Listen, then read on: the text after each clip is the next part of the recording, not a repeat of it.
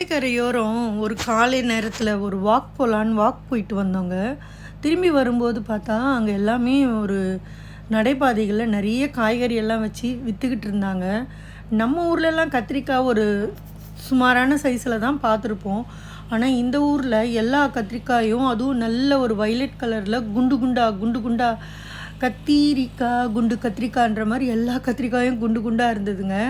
Carrot கூட பாருங்கள் முள்ளங்கி மாதிரி இருக்குது.